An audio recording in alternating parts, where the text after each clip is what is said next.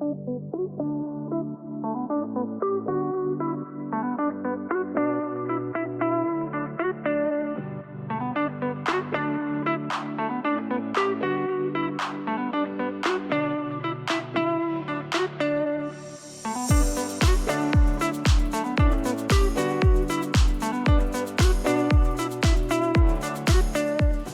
d'abord mes remerciements à vous tous d'être présents aujourd'hui, à ceux d'abord qui ont accepté de prendre la parole et qui ont des agendas très chargés, aux autres qui ont peut-être des agendas aussi très chargés et qui ont accepté de participer à cette manifestation sur l'écologie républicaine. Alors pourquoi avons-nous organisé cette manifestation? Parce que nous pensons que une même, comment appeler ça, pathologie, maladie, comme vous voulez, frappe la République et la question écologique. Que nos sociétés sont malades, que nous nous sentons malades et que pourtant, nous n'avons jamais eu autant d'opportunités de nous réinventer et de répondre aux défis en améliorant notre vie. Pour y parvenir, il faut éviter deux écueils. Le déni, ou la politique de l'autruche au choix, et le désespoir, qui peut amener du reste à la même chose.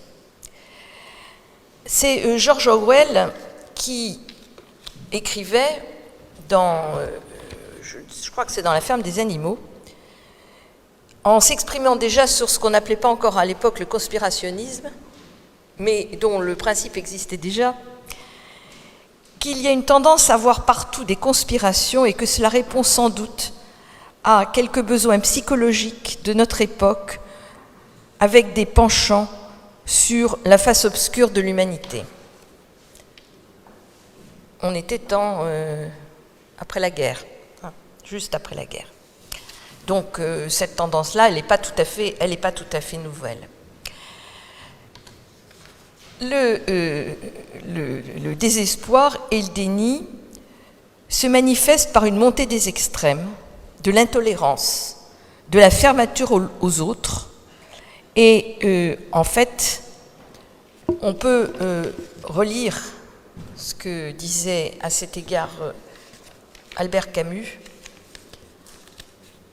Nous vivons dans un monde, parce que ça a été écrit en 1955 et c'est toujours vrai, comme quoi tout n'est pas nouveau. Nous vivons dans le monde de l'abstraction, celui des bureaux et des machines, des idées absolues et du messianisme sans nuance. Nous étouffons sans le sens que peuvent avoir, sans l'essence, qui pensent avoir absolument raison. Le drame, c'est que beaucoup pensent aujourd'hui avoir absolument raison et refusent d'entendre ce que les autres peuvent avoir à dire. Et ce refus, qui se traduit par cette montée des extrêmes, qui est d'une extrême gravité dans notre pays, elle s'explique aussi par le fait que nous manquons d'une parole libre, d'une parole qui peut s'exprimer.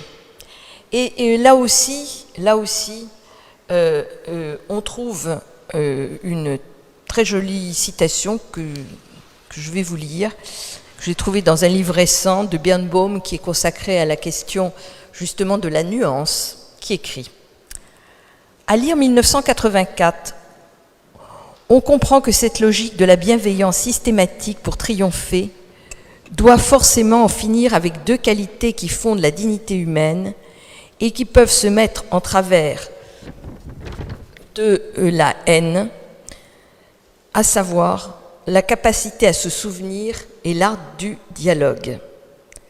Big Brother rectifie sans cesse le passé, planifie l'amnésie, punit de mort quiconque tient un journal.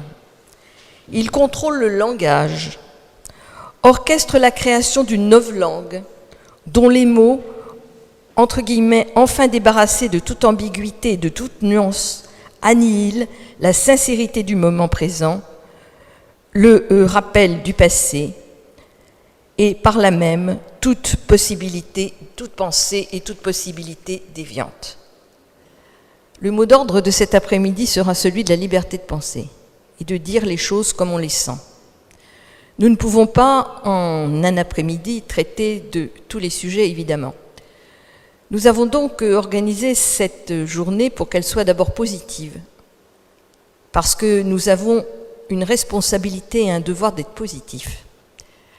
Mais en commençant par le refus de la politique de l'autruche, c'est-à-dire de dire un certain nombre de choses.